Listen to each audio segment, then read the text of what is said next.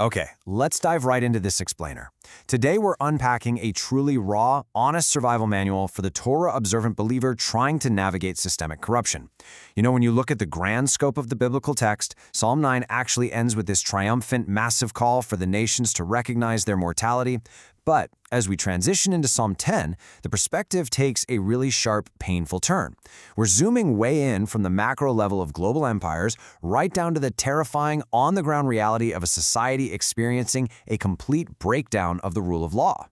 We begin with what is, let's be honest, arguably the most agonizing emotional trial of the covenant walk. It is that jarring, deeply uncomfortable feeling when corrupt predators are actively hunting the vulnerable, yet Yahweh seems, well, completely silent. It's a profound question that echoes through every single generation of suffering saints, and it brings us face to face with an incredibly brutal anatomy of the lawless mindset. Section 1. The Agony of Divine Absence. To really understand this, we need to lean into this feeling of divine absence. The psalmist is laying bare a crisis here that isn't about denying Elohim's existence at all, but rather grappling with his apparent distance when things are just at their absolute worst. The agony is immediate. Open quote, "Why do you stand far off, O Yahweh? Why do you hide in times of trouble? The wicked in his pride persecutes the poor. Let them be caught in the plots which they have devised." Close quote. Now, it is absolute vital to recognize here that this is not a lack of faith. Not at all. It is a profound crisis of presence. The writer knows Yahweh is sovereign, for sure, but he's crying out because he literally cannot feel him in the room. And this brilliantly illustrates how in moments of intense distress, by the way, the Hebrew word used here is tsera, which means straightness or extreme pressure, it visually appears as if the King of Eternity has just walked out of the courtroom and hidden himself behind a thick veil of indifference. You know that feeling? The pressure just feels incredibly suffocating. Section 2. The Practical Atheist. Now, taking full advantage of this apparent divine absence, the wicked man, who is completely driven by an intense, arrogant pride, goes on the offensive. And this is exactly where we see the psychology of structural lawlessness take root. Look at the complete inversion of the foundational societal framework commanded by Elohim. In Leviticus 19, the Torah clearly establishes that protecting the poor, the stranger, and the vulnerable is a direct reflection of our holiness before Yahweh. But the wicked? They completely discard this. They boast about their lawless cravings. They actually bless the greedy extortioner, and they actively renounce Yahweh. They act like there is simply zero accountability. This leads to a truly terrifying psychological profile. Open quote, "The wicked proud looks up and does not seek him. Elohim is not in any of his thoughts. His ways are always prospering. Your judgments are far above, out of his sight. As for all his enemies, he sneers at them." Close quote. This right here exposes the absolute functional root of all structural lawlessness. So the crucial point we need to grasp is that this person is what we'd call a practical atheist. The literal Hebrew phrase is Ein Elohim kol mezimotav. No Elohim are all his thoughts. What's totally fascinating about this is that ancient societies were rarely true atheists, right? Everyone worships something. Therefore, living as if no Elohim exists at all was a remarkably bold and honestly terrifying stance in the ancient Near East. They aren't necessarily sitting around philosophically arguing that a creator doesn't exist. Rather, they organize their entire life, their bank accounts, their business dealings, their hidden lifestyles, as if Elohim simply doesn't matter. And because their crimes happen to be currently profitable, they fall into this lethal illusion of permanent security, completely dismissing the warnings of Torah judgment. Section 3. Traps of the Predator. So the psalmist then shifts from the inner psychology of this practical atheist to the chilling, highly calculated tactics they use out in the real world. They move from the mind right into the shadows. Listen to the dark, clinical imagery used here.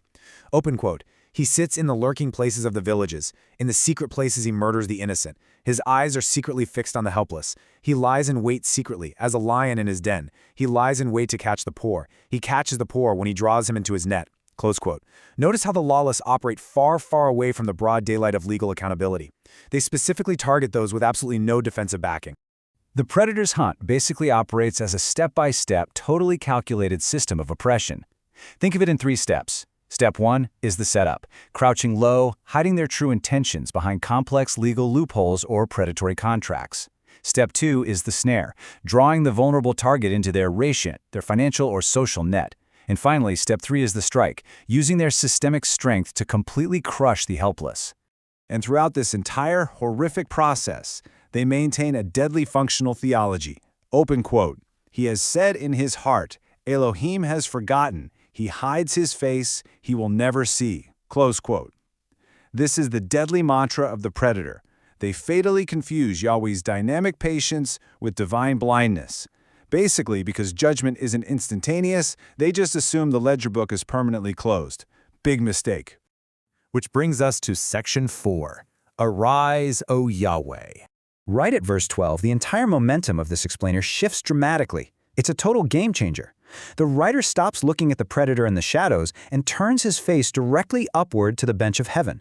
The tone shifts from despair to absolute, undeniable authority. Open quote, "Arise, O Yahweh. O El, lift up your hand. Do not forget the humble. But you have seen, for you observe trouble and grief, to repay it with your hand." Close quote. This completely shatters the predator's delusion. The wicked man muttered that Elohim will never see, but the text shoots right back, "No way." Yahweh tracks every single hidden plot, every fraudulent transaction, and every single tear. And this brilliantly connects back to the Torah. When the psalmist cries out, "Kuma Yahweh, arise, O Yahweh," he is intentionally echoing the ancient wilderness signal from Numbers 10. Remember that? That was the battle cry given whenever the Ark of the Covenant was hoisted up to lead Israel into battle. He is literally roaring out for Yahweh to step in and defend the Chelek, the completely defenseless person who has no earthly lawyers or bodyguards to protect them. The petition then gets incredibly specific and really raw. Open quote, "Break the arm of the wicked and the evil man. Seek out his wickedness until you find none." Close quote. Now, in biblical idiom, asking Yahweh to break the arm isn't just poetic language. The arm represents a person's strength, their military force, and their operational capacity to do damage. The writer is actively pleading for Yahweh to systematically dismantle the legal, the financial, and the physical leverage that these predators use to crush the image bearers of Elohim. Take away their power to harm. Finally, section 5. The eternal king reigns. The text lifts our vision entirely out of the terrifying dark alleys of human corruption. It anchors us squarely in an unshakable, cosmic reality that absolutely transcends whatever current events we happen to be facing today.